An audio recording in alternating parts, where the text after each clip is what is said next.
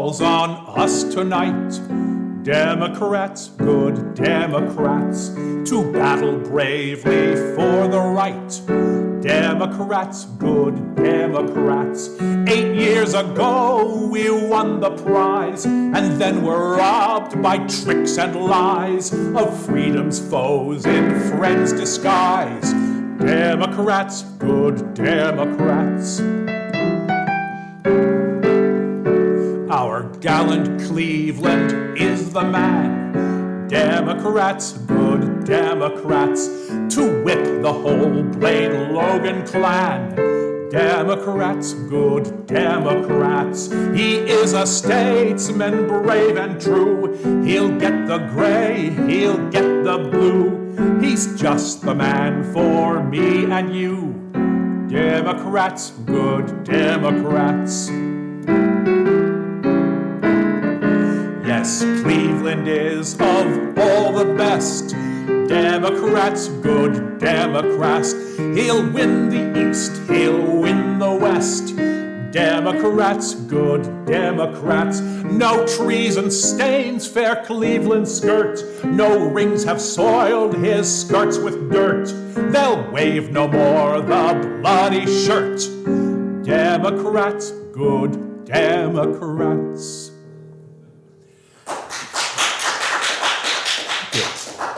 There's a surprisingly current song, but as you heard, it was written in 1884 to support Grover Cleveland when he ran and, in case you don't remember, won against James J. Blaine. Welcome to Singing the Hustings, our election year, practically election eve, program of campaign songs from years past, because there aren't any anymore. As my wife so thoughtfully asked, the hell are the hustings? Okay, it's an old Norse term meaning house thing. And it, for some strange Norse reason, it referred to a gathering, the gathering you would have of your butlers, maids, footmen, and so on for whatever household administrative reason. And then for some strange Anglo-Saxon reason, it came to refer to a court in London. And then it went on to describe a platform from which political speeches were intoned. So candidates were said to be working the hustings when they hit the campaign trail.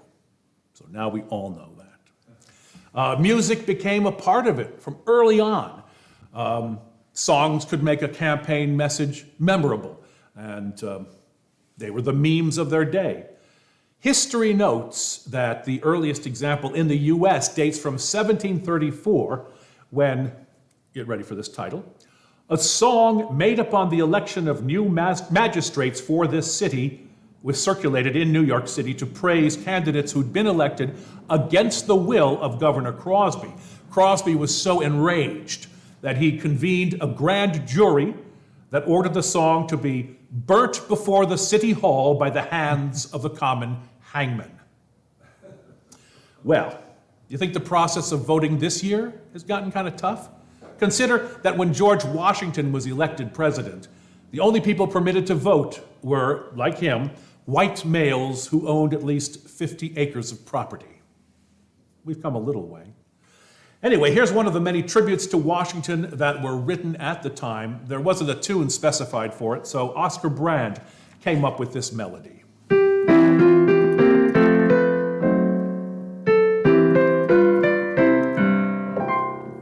The day is broke, my lads, march on and follow, follow Washington. He will lead the way, my lads, yes, he that leads the way. And you'll get a chance to sing that chorus again at the end of it, so be prepared. Where he commands we shall obey, through rain and snow and night and day. Determined to be free, my lads, determined to be free.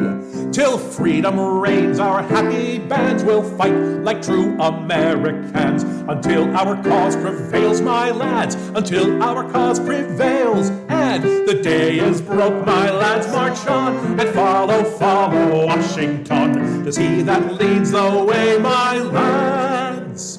'Tis he that leads the way. Thank you. Good. We'll have a few more of these for you. We have a small socially distanced audience here, just enough to give us, an illusion of great adulation. Well, what a wonderful illusion.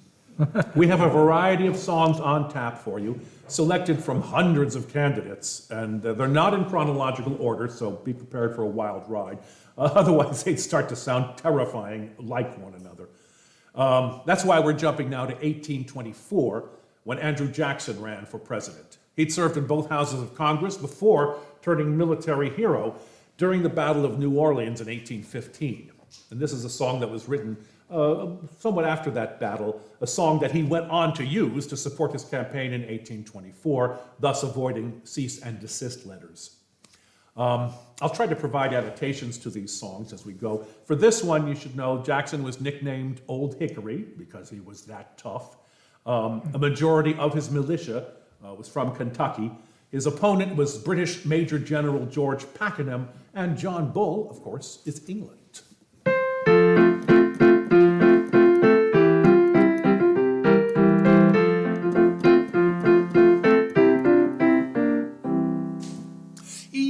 Gentlemen and ladies fair who grace this famous city, just listen if you've time to spare while I rehearse a ditty. And for the opportunity, conceive yourselves quite lucky, for 'tis not often that you see a hunter from Kentucky. Oh, Kentucky, the hunters of Kentucky. Oh, Kentucky, the hunters of Kentucky. You've heard, I suppose, how New Orleans is famed for wealth and beauty. There's girls of every hue, it seems, from snowy white to sooty. So Pakenham, he made his brags if he in fight was lucky. He'd have their gifts and cotton bags in spite of old Kentucky. Oh, Kentucky, the hunters of Kentucky. Oh, Kentucky, the hunters of Kentucky. But Jackson, he was wide awake, and he was not scared at trifles, for well he knew what aim we take with our Kentucky rifles. He led us down by Cypress Swamp, the ground was low and mucky. There stood John Bull in martial pomp, and here was old Kentucky. Oh, Kentucky, the hunters of Kentucky. Oh, Kentucky, the hunters of Kentucky. A bank was raised to hide our breasts, not that we thought of dying, but that we always like to rest, unless the game is flying. Behind it stood our little force, none wished it to be greater, for every man was half a horse and half an alligator. Oh, Kentucky, the hunters of Kentucky. Oh, Kentucky, the hunters of Kentucky. They did not let our patience tire before they showed their faces. We did not choose to waste our fire, so snugly kept our places. But when so near we saw them wink, we thought it time to stop them. And 'twould have done you good, I think, to see Kentuckians drop them. Oh, Kentucky, the hunters of Kentucky. Oh, Kentucky, the hunters of Kentucky. The British found 'twas vain to fight when land was all their booty, and so they wisely took to flight and left us all the beauty. And now if danger e'er annoys, remember what our trade is. Just send for us Kentucky boys, and we'll protect ye ladies. Oh, Kentucky, the hunters of Kentucky. Oh, Kentucky, the hunters of Kentucky.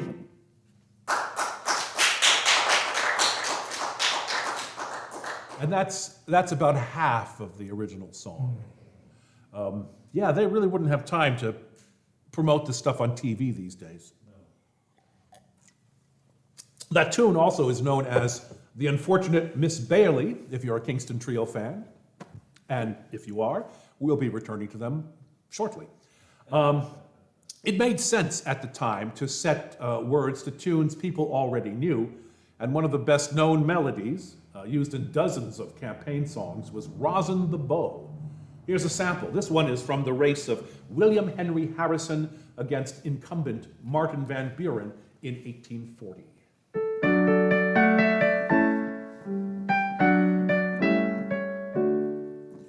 You can't make a song to Van Buren because his long name will not do.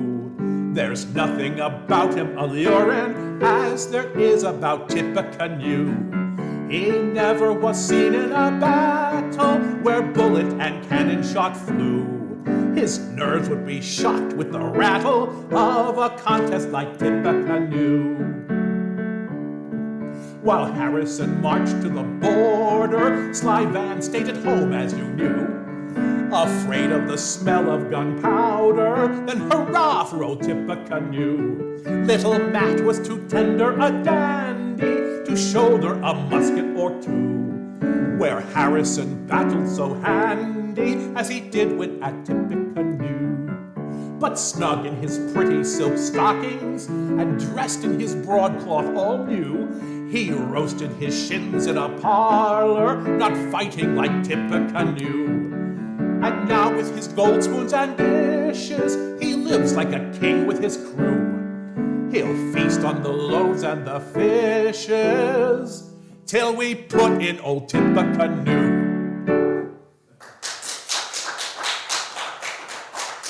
And if we know the name Tippecanoe at all these days, it's from the next song. 1840 was a turning point in the realm of electioneering songs. They became very potent tools then. Tippecanoe became Harrison's nickname after his putative victory in the 1811 Battle of Tippecanoe in the Indiana Territory. The sequence of events seems to be still unclear, but suffice it to say the Native Americans there suffered badly. Here's another borrowed tune, again from 1840, and this one is celebrating Harrison and his vice presidential nominee, John Tyler. The tune is an old minstrel song, which I haven't been able to track down, titled Little Pigs. It's got a lot of competition in the song titles realm, but it's now far better known in this version as Tip and Tie. And as to annotations, all you really need to know is that the Baltimore Republican editorialized that the way to get rid of Harrison would be to give him a barrel of hard cider and settle a pension of $2,000 a year on him, and he will sit the remainder of his days in his log cabin.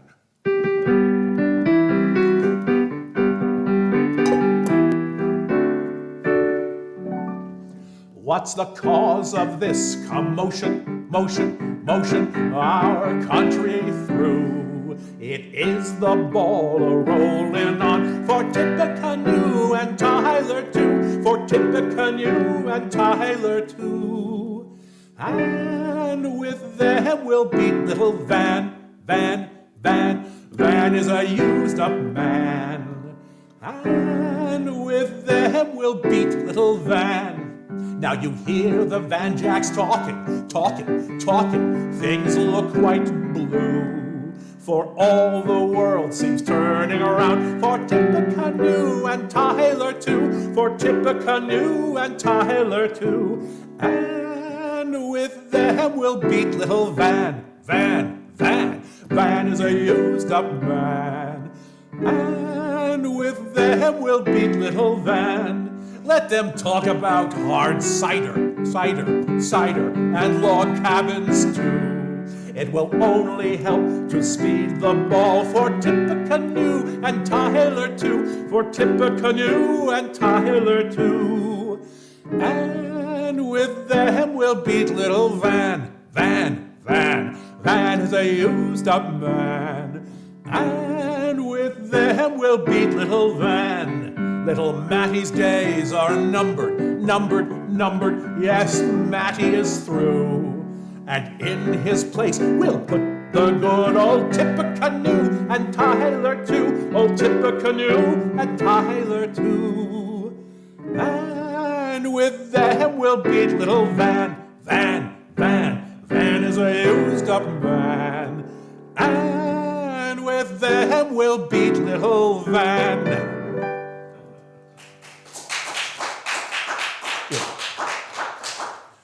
Oh, it's dry work up here, and we'll be addressing that topic too shortly. You know, speaking of borrowed tunes, I followed that tradition with a song that I wrote for my unproduced musical Beasley's Christmas Party, set in an era when candidates gave stump speeches by literally standing on a stump. And most of the songs, everyone but this one, had music by Tom Savoy, but he thoughtfully did a setting of this familiar tune for it, so stump speech. If the fellow is portentous, if the fellow is a peach, you can bet that he'll present us with another stump speech. He will preach a lot of prattle, he will give a lot of guff. We can take a lot of tattle till we finally get enough. Listen to him promise, doesn't bat an eye, hasn't got a qualm, his duty is to lie. He's a fellow with a mission and we're gonna hear him preach, but he's just a politician with another stump speech. Listen to him promise, doesn't bat an eye, hasn't got a qualm, his duty is to lie. He's a fellow with a mission and we're gonna hear him preach, but he's just a politician with another stump speech. Yup-ba-da-dee-da.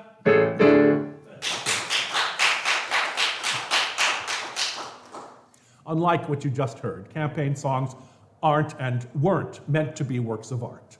They were meant to influence the moment and, like lawn signs, to become tattered antiques or get stolen. But they now offer fascinating reflections of their times. Tom Paxton has written many such numbers, not necessarily campaign songs, but certainly politically aware, which he has termed his short shelf life songs. This one celebrates an incident that took place on April 20th, 1979, when then President Jimmy Carter was fishing on a lake in his hometown of Plains, Georgia. When he described the incident later to his staff, they didn't believe him, insisting that a rabbit can't swim. Turned out that a White House photographer had captured the putative attack, so Tom Paxton got to work. He'll sing along, I hope. President Carter got into his boat, wasn't in a hurry, wanted to float. Think about the country, think about sin. Along swung him a rabbit and he tried to climb in. And what did Jimmy say? I don't want a bunny in my little rowboat, in my little rowboat in the pond. For the bunny might be crazy and he'd bite me in the throat, in my little rowboat in the pond. I couldn't really hear you. I mean, it's not that there are many of you, but really, thinking of Jimmy Carter, find that lust in your heart and give it voice. That's an obscure reference. Look at him swimming, look at him fly, ears laid back and a gleam in his eye, hissing through his front teeth, swimming like a seal. If you were the president, how would you feel? You'd probably say, I don't want a bunny in my widow boat, in my widow boat in the pond. For the bunny might be crazy and he'd bite me in the throat, in my widow boat in the pond. Good. President Carter saved the day. Splashed with his paddle, rabbit swam away. Jimmy was a hero, felt it in his bones. Said in the words of John Paul Jones, said in the words of John Paul Jones, I don't want a bunny in my widow boat, in my widow boat in the pond. For the bunny might be crazy and he'd bite me in the throat, in my widow boat in the pond, in my widow boat in the pond.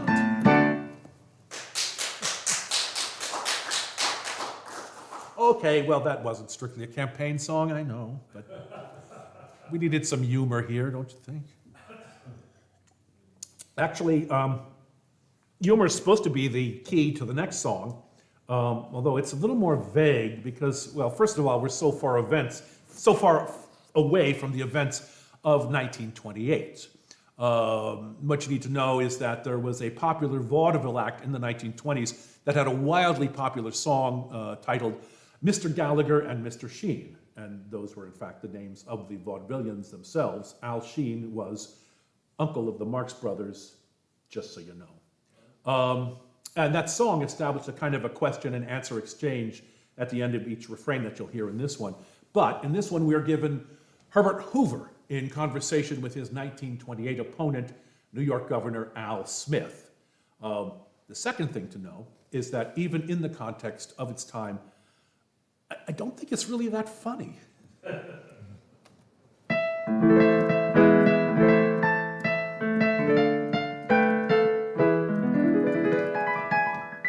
You'll be the judge. I had a dream the other night. I saw two famous men. They met each other on the street, shook hands a while, and then they started talking in a friendly way. And here's exactly what I heard them say. Who is the grandest, greatest man this country ever knew?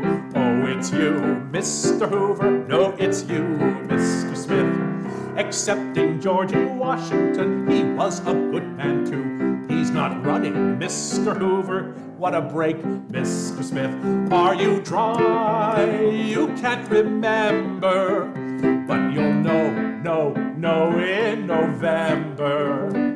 Well, anyhow, you'll get one vote because I'll vote for you. Be yourself, Mr. Hoover. Keep the change, Mr. Smith. I've heard politicians say that you have got technique. What's technique, Mr. Hoover? It's the bunk, Mr. Smith. Why don't you bring your family to visit me next week? Great idea, Mr. Hoover. Bring your lunch, Mr. Smith. Do you trust in your supporters? I did once, but now I use garters. I'm feeling kind of hoarse today. Why, I can hardly speak. Try some oil, Mr. Hoover. No, I'm cured, Mr. Smith. This dream was such a funny sight. It certainly was queer. I watched, but neither cracked a smile, for they were both sincere. I listened, and I didn't miss a word. Now, here's some more of what I overheard. How will you treat the farmers if they put you in the chair once a week, Mr. Hoover? Applesauce, Mr. Smith. I think you'll like the Capitol. They'll give you lots of air. Hot or cold, Mr. Hoover? Mostly hot, Mr. Smith. Oh, I hear you're from the east side. No, you're wrong, old top. It's the wet side. What will we give the people who have done more than their share? Vacuum cleaners, Mr. Hoover? How about cough drops, Mr. Smith? I've got some new ideas that I'd like to use next fall. Hope you do, Mr. Hoover. Yes, you do, Mr. Smith. I hear you've got some wrinkles up your sleeve, and that ain't all. Lots of wrinkles, Mr. Hoover. Press your pants, Mr. Smith. You look swell in your brown derby. Shows that I'm not high-hatting you, Herbie. Well, anyhow, I've got to go. I hear my party call. Reservoir, Mr. Hoover. Skip the gutter, Mr. Smith. That was it. That was it. There are some vintage recordings of it floating around YouTube. They're even less funny than what we just did. Well, campaign songs have attracted well-known songwriters through the years. When Abraham Lincoln ran for re-election in 1864, he faced George McClellan, known as Little Mac. And that's the sobriquet with which Stephen Foster saluted him in this campaign song. If some of the anti-Lincoln references seem offensive, they're mild compared with what I found and changed in the original. Fun fact, Foster died in January 1864, and Lincoln didn't choose Andrew Johnson as his running mate until 5 months later. So clearly, Foster was working from beyond the grave.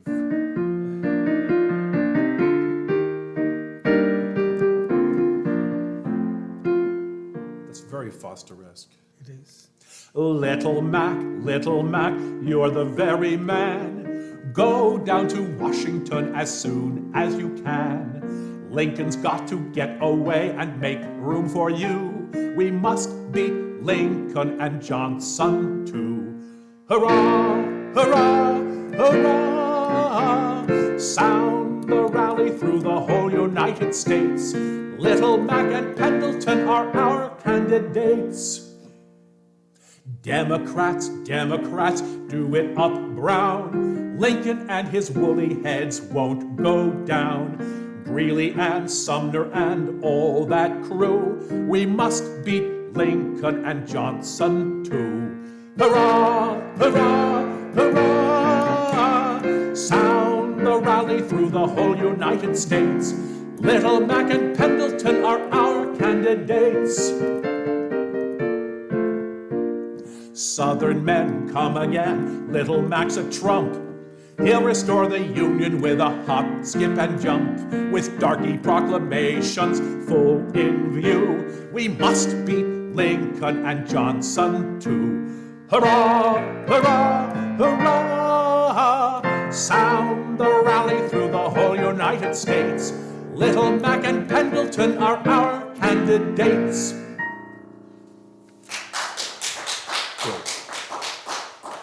We get back to Stephen Foster a little later as well.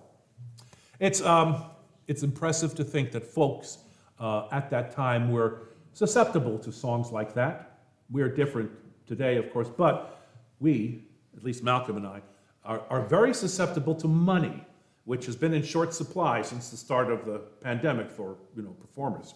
So if you're inspired to part with any of that jack in your jacket or the coins in your coat, you can contribute to our well-being by sending it to my PayPal address, Byron at banilsson.com, or Venmo me at banilsson.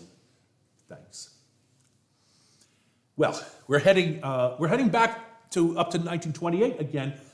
This time, well, we're going to look at the Hoover Al Smith thing again, but this time one of our best-known songwriters, Irving Berlin, decided to write a song. Now, 1928, those were very heady times of prosperity for the country, and that was going to end soon. But at that point, rather than put down Smith's opponent, Herbert Hoover, Berlin suggested that Hoover was good, but Smith would be better. This is probably the friendliest campaign song ever written.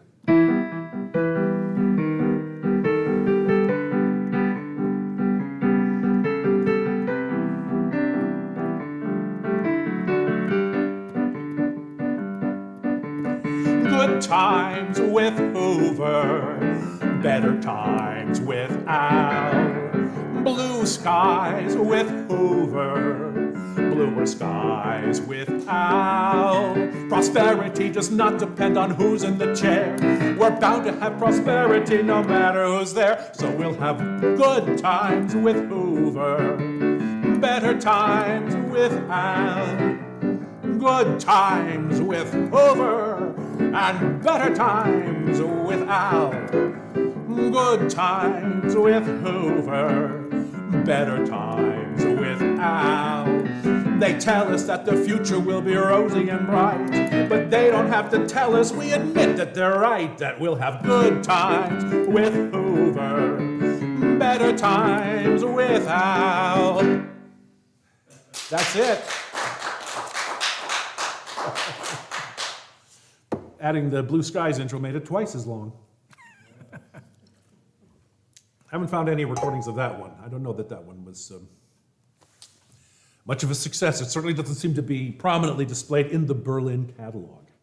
However, vaudeville performers Bob Cole, J. Rosamond Johnson, and James Weldon Johnson had a number of hits, including Under the Bamboo Tree, which may remain their best-known song, and that was significant because they were one of the very few teams of African-American songwriters to have that kind of success.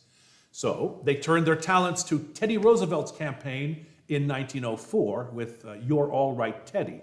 He was vice president at the time, hence the exhortation you'll hear to keep him in the White House.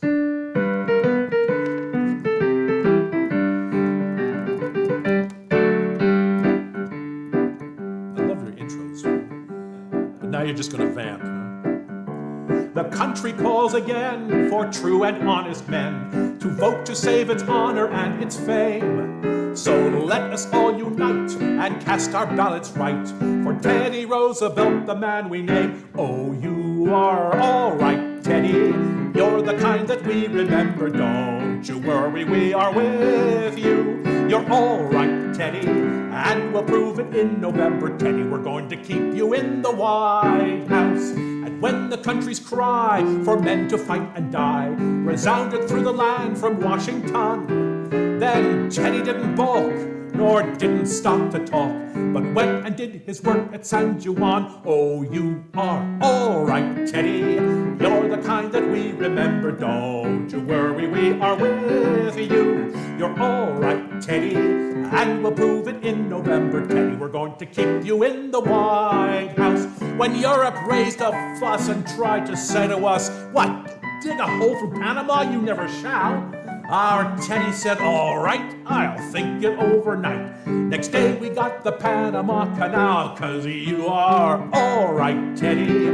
You're the kind that we remember. Don't you worry, we are with you. You're all right, Teddy, and we'll prove it in November. Teddy, we're going to keep you in the White House. That's a nice... That's catchy. That is a cute sound. We should just keep it, you know. Well, anyway, we've also got a curiosity titled "The Roosevelt March," written in 1919 by F. Carl John to commemorate Teddy's death in January of that year. It's a march in 6/8 time, so it's we expect it should be played pretty briskly, but it has a nice salon-ish flavor to it. I suggested that Malcolm should have a piano solo here, but he's too generous. He wanted to share. So I arranged the piece for violin and piano and invited Itzhak Perlman to play it for you. Yay. But he never got back to me.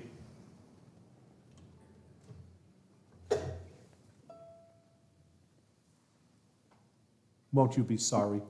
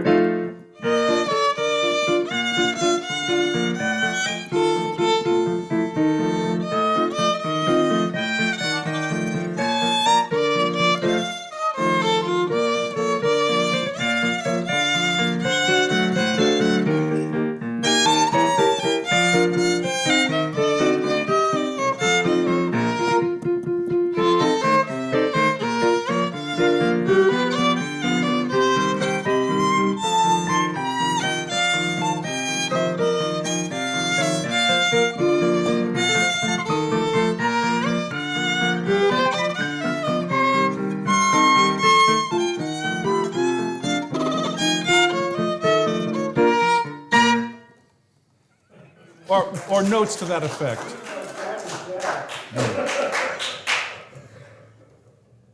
I'll have you know, we eliminated all of the repeats, and they were legion.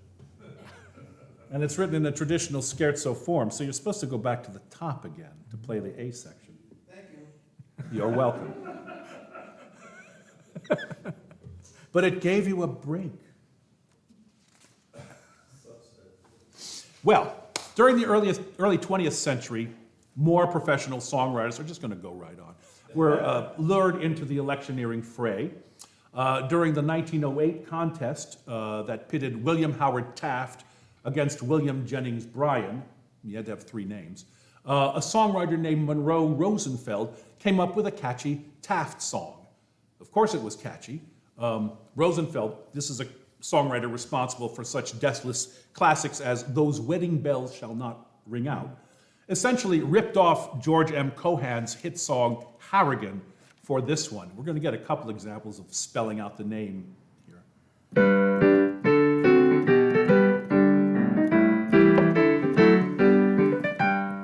Through the land ringing grand is a name known to fame that we all love to hear.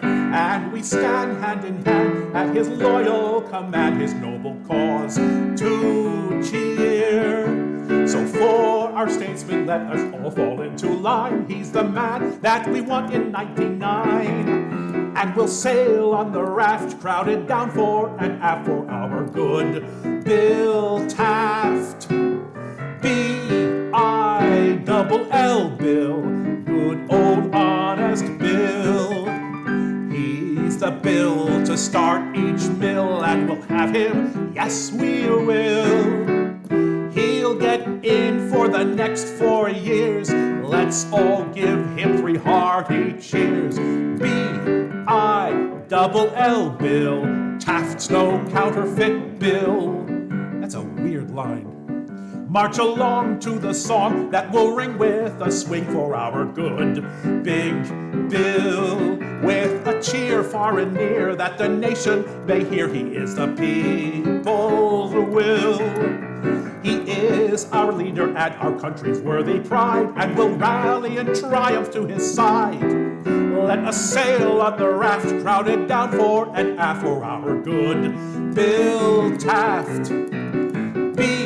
B-I-double-L, Bill, good old honest Bill.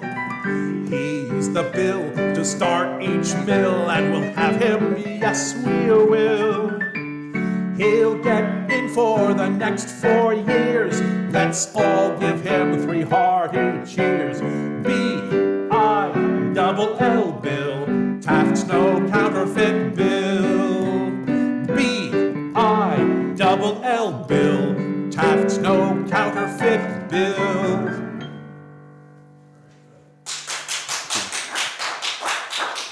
Do you know the song Harrigan? Yes. Okay. So this is a total ripoff. And even in the next song, the songwriter couldn't resist spelling out the name at one point. This is another established songwriter who, he rewrote one of his own songs to suit the occasion. This is by Sammy Kahn and Jimmy Van Heusen. They originally wrote it for Frank Sinatra to sing in the 1959 Frank Capra comedy A Hole in the Head, and then transformed it for the 1960 race. So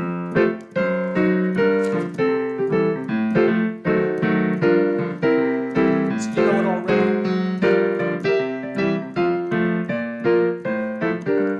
Everyone is voting for Jack, 'cause he's got what all the rest lack.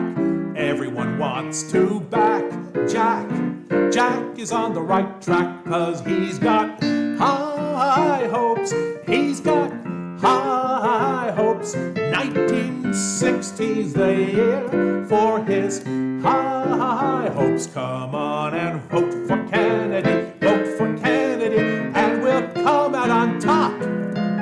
Oops, there goes the opposition curve. Oops, there goes the opposition curve. Oops, there goes the opposition curve. Plop. K-E-double-N-E-D-Y. Jack's the nation's favorite guy. Everyone wants to back Jack. Jack is on the right track, 'cause he's got high hopes. He's got high hopes. 1960's the year for his high hopes. Come on and vote for Kennedy. Vote for Kennedy. He'll keep America strong. Kennedy, he he just keeps rolling a penny, he just keeps rolling a penny, he just keeps rolling along.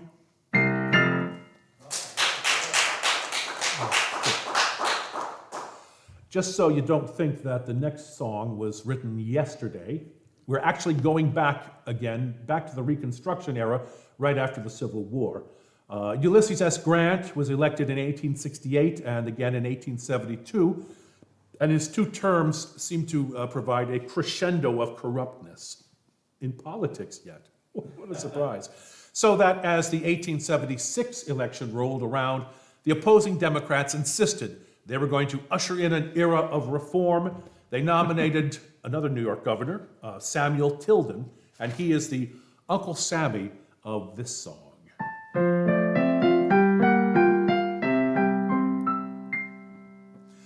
The times are sadly out of joint, we all have felt it long. To office holders we must point for cause of this great wrong.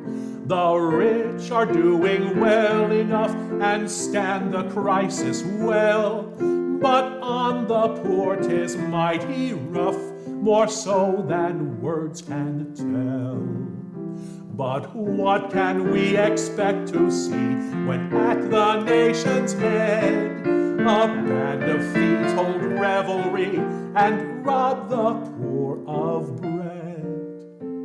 Swing into line, my boys, and send the chorus round. Our Uncle Sammy to the White House we will send. Men true and honest for our leaders we have found. Times are sadly out of joint, but very soon they'll mend. As things look very bad indeed, one course to us is clear. Let none but true men take the lead, and thieves send to the rear. Our people are now quite intent to make a change all round, and have for our next president a man that's pure and sound. We want no one whose love of gain makes him accept the place, and whose relations are a stain and national disgrace. Swing into line, my boys, and sound the chorus round. Our Uncle Sammy to the White House we will send. Men true and honest for our leaders we have found. Times are sadly out of joint, but very soon they'll mend.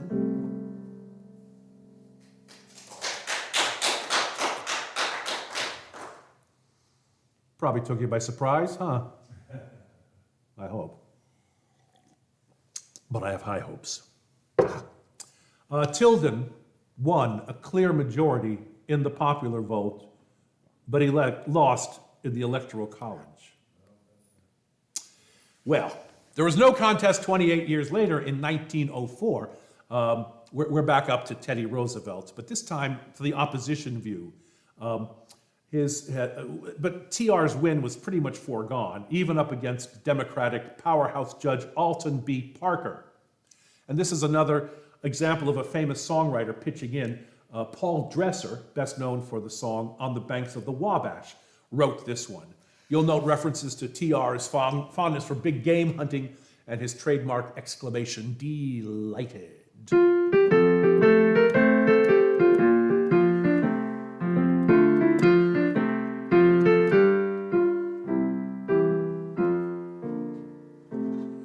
On the 8th of next November is a day you must remember. There will be a great uprising of the people, know you why. We search the country over, and from out the fields of clover comes a leader of the people, by the people hear the cry. Parker, Parker, the days are growing darker. Your country needs you badly in its hour of distress. Parker, Parker, you're not a sideshow barker. You're the Moses who will lead us out of the wilderness.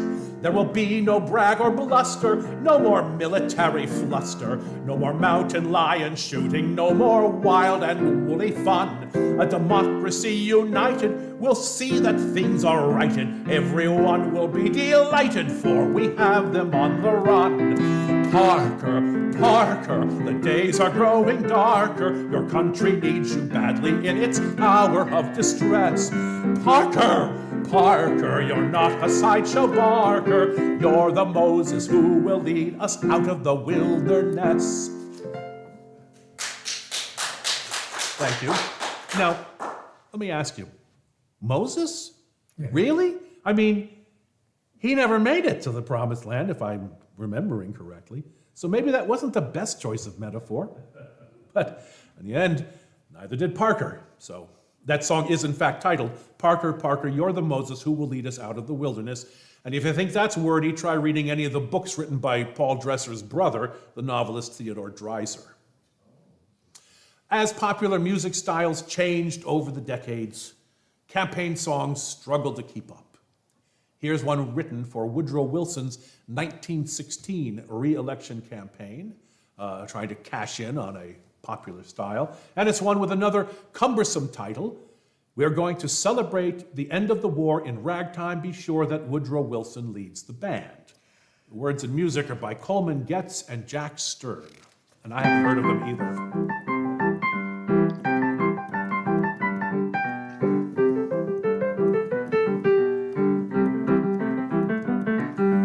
Everybody's asking when we will be at peace again. Everybody wants prosperity.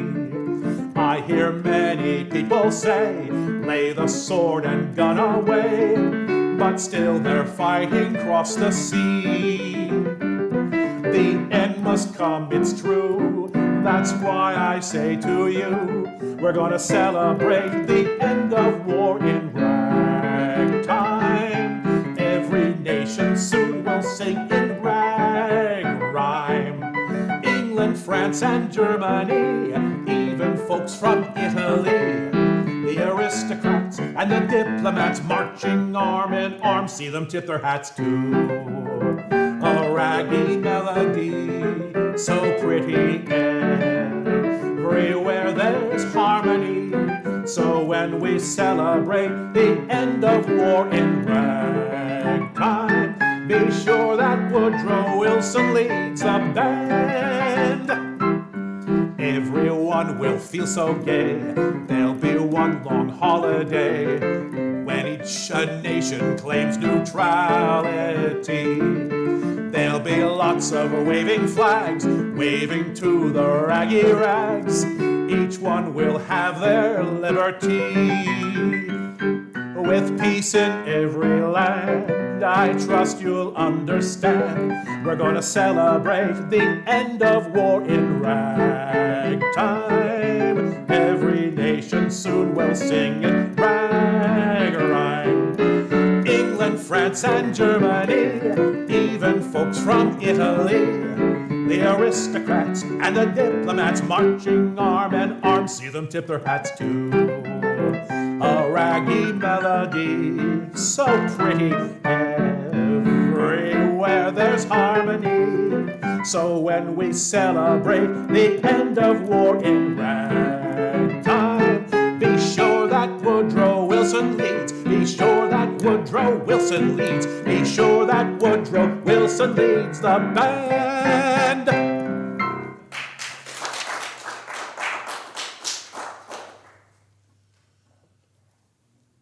It could be that our next offering is the most popular campaign song of all time. Its most famous recording was released in 1959 when the single made it to number 15 on the Billboard chart, and the album shot up to number 1 on the pop charts. And it even got a story in Life magazine. Yet it started life as a campaign song for Boston mayoral candidate Walter O'Brien, a member of Henry Wallace's Progressive Party. O'Brien opposed a fare increase that Boston's Metropolitan Transit Authority implemented in August 1949, and he decided to turn it into a campaign issue. with a catchy song. So he asked some members of the local folk song community to come up with something.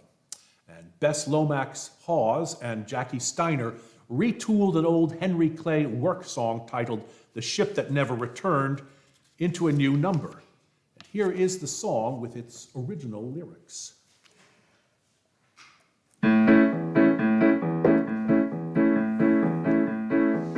It's not even going to give you a hint of the tune there.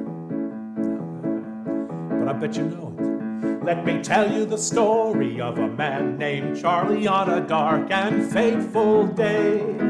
He put 10 cents in his pocket and he kissed his loving family and he went to ride the MTA. Did he ever return? No, he never returned, and his fate is still unlearned. He may ride forever 'neath the streets of Boston. He's the man who never returned. Charlie handed in his dime at the Kendall Square station, then he changed for Jamaica Plain. When he got there, the conductor told him one more nickel. Charlie couldn't get off that train. As his train rolled on through greater Boston, Charlie looked around and sighed. Well, I'm sore and disgusted and I'm absolutely busted. I guess this is my last long ride. Did he ever return? No, he never returned, and his fate is still unlearned. He may ride forever 'neath the streets of Boston. He's the man who never returned. Now all night long Charlie rides through the tunnel saying, what will become of me? And how can I afford to see my sister in Chelsea or my brother in Roxbury? I can't help, said the conductor, I'm just working for a living, but I sure agree with you. For the nickels and dimes you'll be spending in Boston, you'd be better off in Timbuktu. Did he ever return? No, he never returned, and his fate is still unlearned. He may ride forever 'neath the streets of Boston. He's the man who never returned. Charlie's wife goes down to the Scauley Square station every day at 1:45. And through the open window she hands Charlie a sandwich as his train goes rumbling through. Now, citizens of Boston, don't you think it is a scandal that the people have to pay and pay?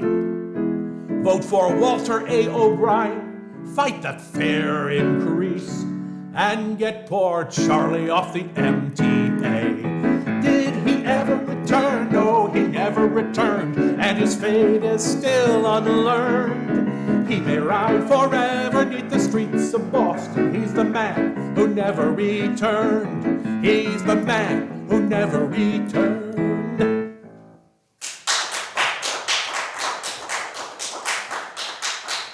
And it got O'Brien 1% of the vote. But the song burrowed into the repertoire of some folk singers, one of whom had what was promising to be a hit record with it in 1957, but the record was suddenly taken out of radio airplay and pulled from the record store shelves. Turns out that Joe McCarthy's minions were complaining to the radio stations that the song glorified that communist O'Brien. Enter the Kingston Trio. These clean-cut lads wanted to stay out of politics, so they changed the lyrics, obscuring O'Brien's name. We changed the name so we wouldn't get into political trouble, said founding member Nick Reynolds. This was the McCarthy era. Who knows who would come knocking on your door? He had a point. By the way, when the Boston MTA implemented a fare card system in 2006, they honored our stranded fellow by naming it the Charlie card. Another modern payment system is Venmo. How's that for a segue? Good segue. And its cousin PayPal, and you can support the plight of a starving musician like Malcolm and a consistently hungry singer like myself by donating through one or more of our channels, as you see on your screen. It's Byron at banilsson.com for PayPal, and I'm Venmoable at BA Nilsson. And I promise that whatever I get, I split with Malcolm, so he'll have meat on the table tonight. Thank you. We've always had fanatics out there to look after our morals. In the 19th century, it was the temperance movement, which blossomed to the point of getting the legislation passed that would usher in prohibition in 1920. And the Drys had an army of songs to inflict upon a sober public. You'd find them in volumes like The Prohibition Songster and Fillmore's Prohibition Songs, and it's from that volume that you find this ditty set to a familiar tune.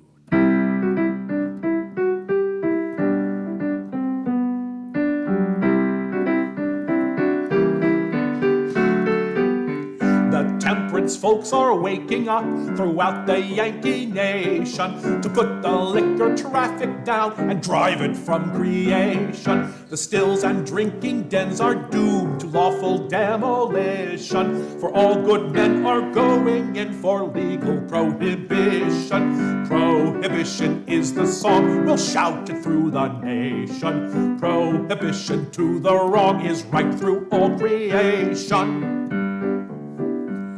Too long King Alcohol has reigned as moral swage and scorning. Too long his murderous savages have filled this land with mourning. Rum sellers care not for our prayers or tears or admonition, but there's a power can make them quake, it's legal prohibition. Prohibition is the song, we'll shout it through the nation. Prohibition to the wrong is right through all creation. Thanks. That line is too long, King Alcohol has reigned all moral suasion scorning. Tell that was written by a temperance person who was probably sober at the time. As the election year of 1932 approached, it was obvious to all but the most rabid of teetotalers, and you know who you are, that prohibition had failed, and soon after Franklin Roosevelt took office, he repealed it. His campaign was helped by familiar tune rewrites like these.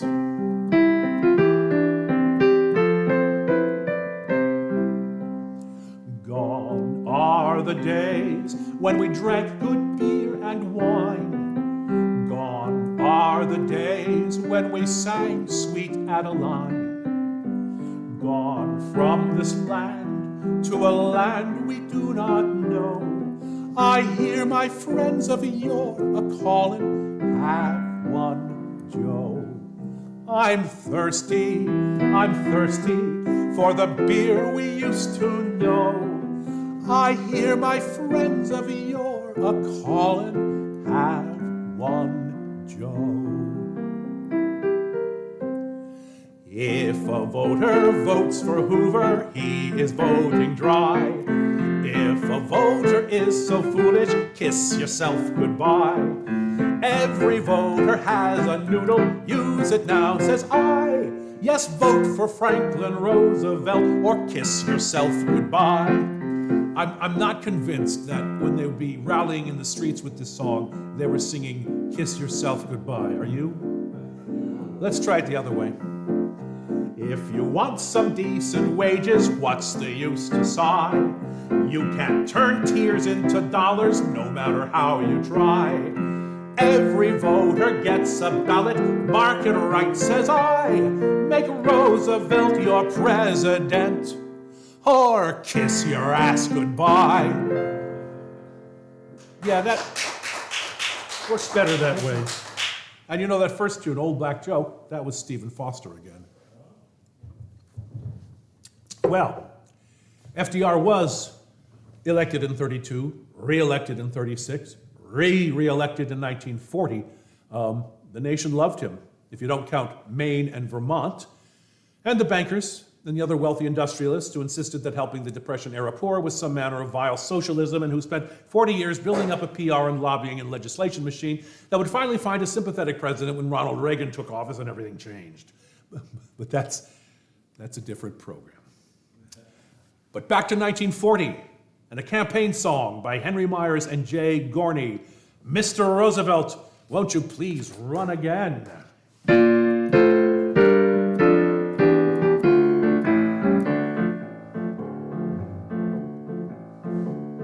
In 1932, the banks were ruining me and you. So what did he do? He upped and closed the banks. He closed the banks. Yes, he closed the banks. He saved us all and the banks besides. He saved their money, he saved their hides. He saved the bankers their banks and got no thanks. He saved the banks, but he got no thanks.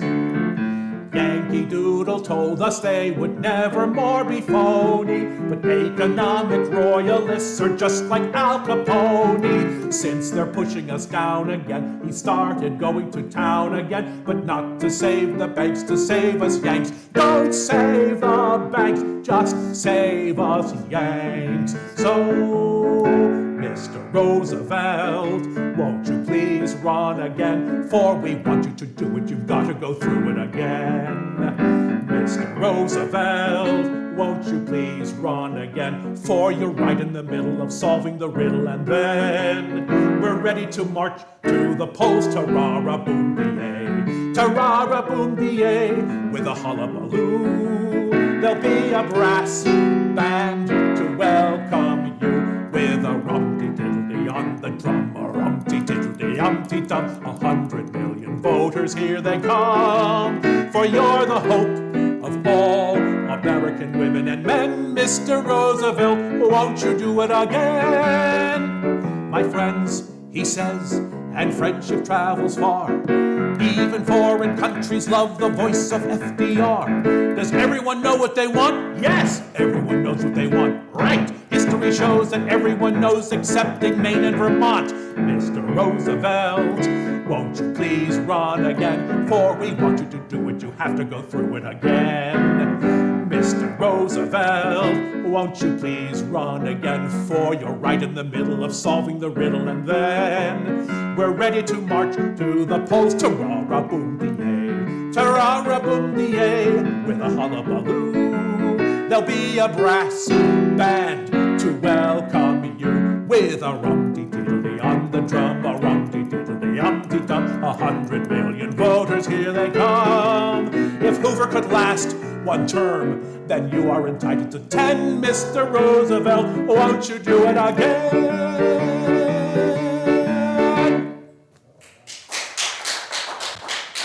Now, don't you feel like voting? Can't vote for Roosevelt. Oh, well. Jay Gorney, who wrote that catchy tune, is best known for Brother, Can You Spare a Dime? Which could have helped out old Charlie, couldn't it? Oh, well. That was your joke. I was just surprised they laughed. Oh. FDR's vice president for one of his terms was Henry Wallace, who went on to run for president in 1948 under the banner of the Progressive Party. Is this something I said? Wallace opposed the Cold War, was in favor of unions and civil rights, and he had the audacity to promote a new era of the common man, which meant that he had to have been a radical red. But he had the best campaign songs. Wallace had, this was like the last hurrah of the campaign song era, and so we've picked one of them that kind of just discourages you from voting for either of the major parties, by Ray Glazer and Bill Wolfe.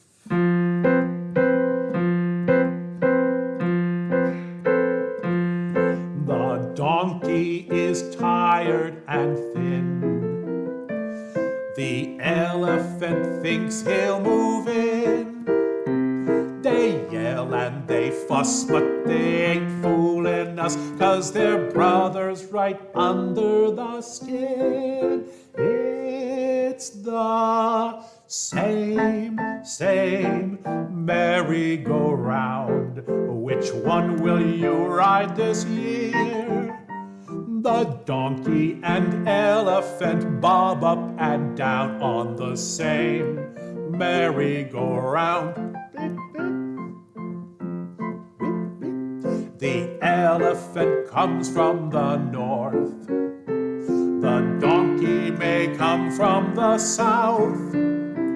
But don't let them fool you, divide you and rule you, 'cause they've got the same bit in their mouth. It's the same merry-go-round. Which one will you ride this year? The donkey and elephant bob up and down on the same merry-go-round.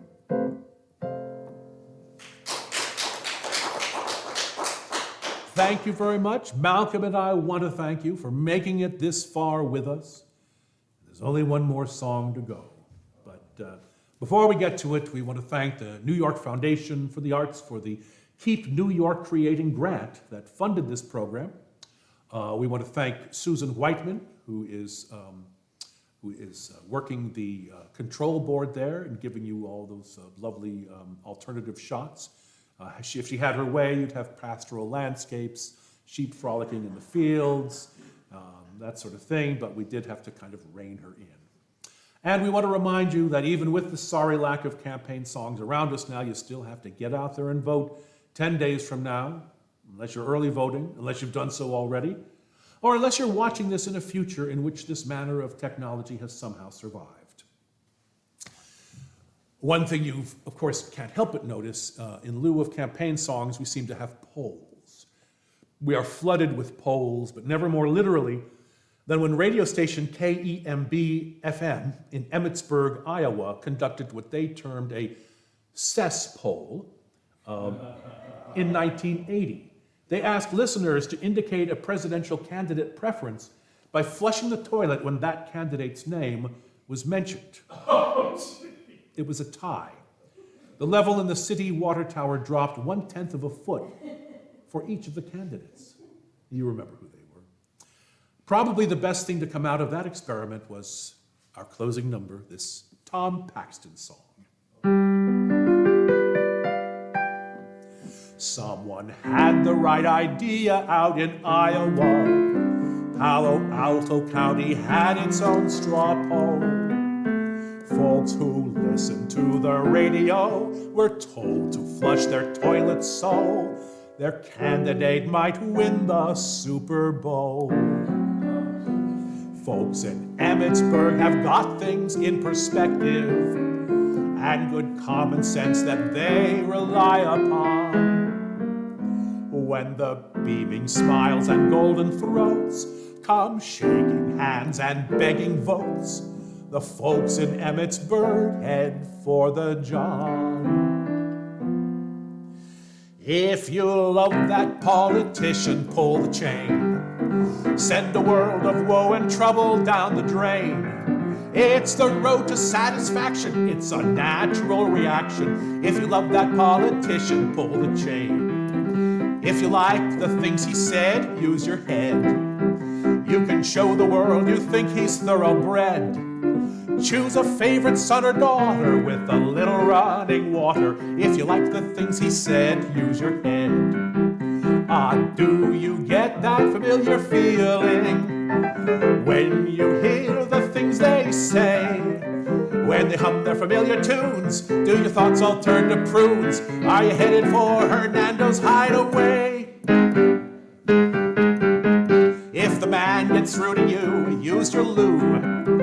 If he isn't number one, he's number two. He's the greatest guy on earth, why don't you show him what he's worth? If the man gets through to you, use your loo. Do you get that familiar feeling when you hear the things they say?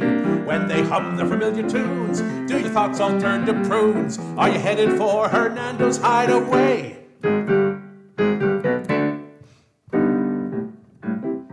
I just love that part.